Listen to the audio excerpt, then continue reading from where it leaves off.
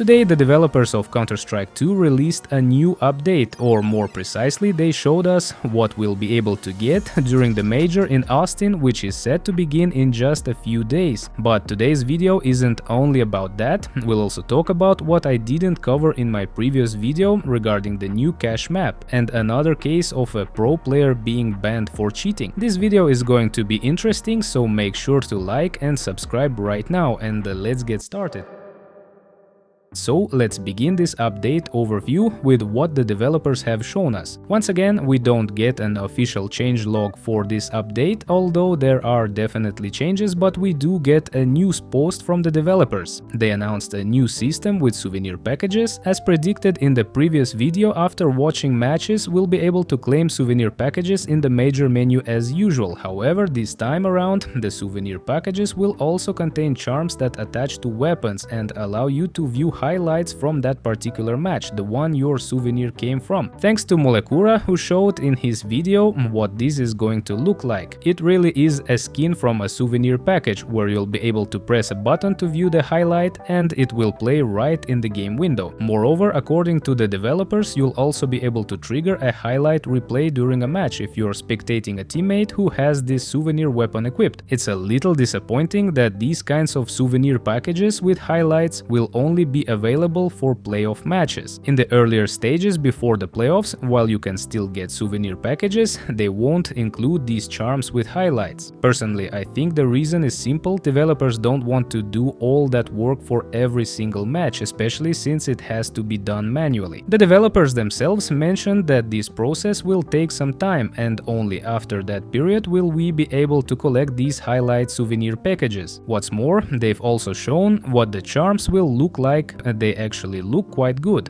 And as you probably know, in the CS2 store there's a special tool that lets you remove charms from your weapons, which raises a big question: will it be possible to remove these specific charms? My personal guess is that you won't be able to remove them at all, but even though that would make sense, I'm still a bit puzzled by the background of the image the developers included in their blog post. In that image's background, you can clearly make out the silhouette of the charm icon on the lower right side, albeit blurred. So either it was a mistake by the developers and they accidentally included the icon in the image, or the charm can actually be removed. If that's the case, it would completely change everything, because then these charms could be sold. But personally, I doubt they'll allow that kind of functionality. Honestly, I didn't think I'd be able to talk in such detail about such a tiny update about something seemingly so insignificant. So let's move on to the next news. As you know, in the May 23rd update, the developers leaked a reference in the game files to the new version of cache, which now appears among the official maps. And as we know, cache should be coming in one of the upcoming updates, though we don't know exactly when. What I forgot to mention in my previous video when talking about the new cache is that back on May 23rd, FM Pawn, the creator of cache, tweeted his thanks for the time people spent on his map. But more importantly, he also wrote that the rights to the map had officially been transferred. He said he hadn't commented earlier out of respect for the developers, but in reality they reached out to him on the very day the remake was released. He emphasized that he never once doubted his decision to transfer and sell the map to Valve. Personally, I'm a bit surprised the process took a couple of months. As for when the new cache will be released, it's likely going to replace one of the existing maps in the official map pool. Maybe Anubis, maybe Mirage. I won't make any claims, but if the map is set to be released after the Major, which seems very likely, then we can expect it to drop on one of the regular update days. Since the tournament ends on June 22nd, cache will probably be released between June 24th and June 27th, just a month away. I really hope that's the case. Now for the news about player bans. As you know, in one of my previous videos I mentioned a pro player who was banned on FACEIT for cheating. He completely denied the accusations, of course. Well, just yesterday, the news came out about another pro player who received a cheating ban, this time a professional known by the nickname Aleph. He also received a FACEIT ban on May 27th. In addition to him, two other players were also banned, Sluky and SGR. All three of them were banned on the same day. And that's it for today. Thanks for watching this video to the end. This was Ravel. Don't forget to like the video, subscribe to the channel. Good luck to you all and see you in the next damn video.